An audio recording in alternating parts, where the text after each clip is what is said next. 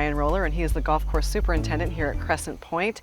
And we are standing on the 15th hole Yes, ma'am. with what used to be the green, Yes. and it's going to be the green again. Yes. But tell us about what's happening here on this hole, because there's a lot of different improvements going on. Years ago, to pass ownership and stuff like that, they regrassed the green with a variety. It's called zoysia grass, and that's more shade tolerant than most turf grasses. So what we did behind the green, we actually cleared out some trees over the past 3 years with the other company that owned this place before Metropolitan took over.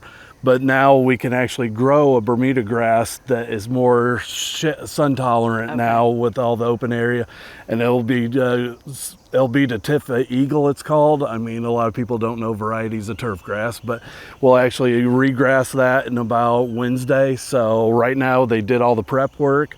They'll regrass it on Wednesday. It'll take probably a good month probably or so to actually get to where it's going to be a playable conditions.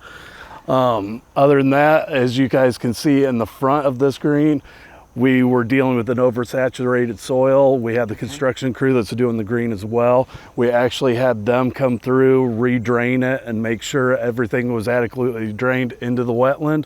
They'll regrass that as well when everything's done. Okay, and just so people know that it's still a playable hole because you've moved the green for now. Yes. Until this one is finished. So it's maybe about another 100 yards away. It's a temporary green. We just place a circle around. I don't know how people play it, but usually you do it as a 2-putt and then or a 1-putt if you're really close to the hole. Yeah, and so let's talk a little bit about though the grasses on the course, because there's a lot that goes into it, and especially in the Lowcountry, because we are year-round. People play year-round, and so there has to be different grasses throughout the seasons. So talk to us about how you determine what goes where and when. A lot of varieties of turf grass is due to shade. I mean, you want to do a more shade tolerant Bermuda grass or zoysia grass in the shaded areas. In the sun, it can take whatever grass. It's mainly like a 419, it's called, or a celebration turf grass, and you can actually grow anything out in the middle of the sun. But we're dealing with a lot of tree issues here, and we're actually taking areas that's more shaded and doing more traffic areas like off a runoff and everything like that, where the carts run off the cart path. We're actually taking it's called coquina.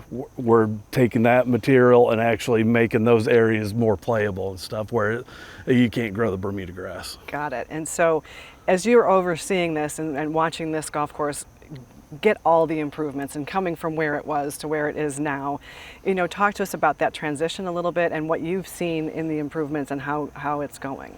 I've been with Metropolitan. I've been on property for about 1.5 years, almost 2 years now. It's night and day compared to what it was when I took over. There was little to no grass, there was weeds. It's neat seeing the actual transition of making the golf course to what it was or what it wasn't. Right. To what it is now. It's actually, it's neat watching the progress. It's very satisfying. Yeah, I'm sure it is. And share with us a little bit about what you do on a day-to-day basis, or what your groundskeepers do on a day-to-day basis, because there's a lot that goes into it every day that we don't see necessarily because we're on the course playing, and you've already done it all for us before we even get here most of the time. Yeah. So a lot of it's just directing employees in the right direction, making sure everybody's going. I got a very qualified assistant. He does a phenomenal job. We just make sure day-to-day operations, from mowing greens, mowing fairways, cutting cups, making sure that's all scheduled. We communicate with the pro shop on a regular basis just to make sure we're all on the same page. And then other than that, it's kind of like a babysitting, just to make sure everybody's doing what they're doing and not sloughing off or anything, which I do have a great crew. So, I mean, I don't have to worry about anything like that, but it's mainly, I call myself as a director. It's just like you sit there like an orchestra director. You got to make sure everything's doing their right spots. Yeah. Well, and I just wanted to reiterate again, because like what you mentioned before, when you started, there were weeds and there was not grass and there were things. This course is looking pretty good. There's no more weeds. You're taking care of that, and obviously you're doing a great job in making even more improvements and making sure that you've got everything in place to make it a beautiful course. Yeah. Well, thank you, Brian, for sharing with us. Thank it's you. Very interesting. I've never talked to a groundskeeper before, and I really enjoyed it. So thank you for sharing that with us. Thank you.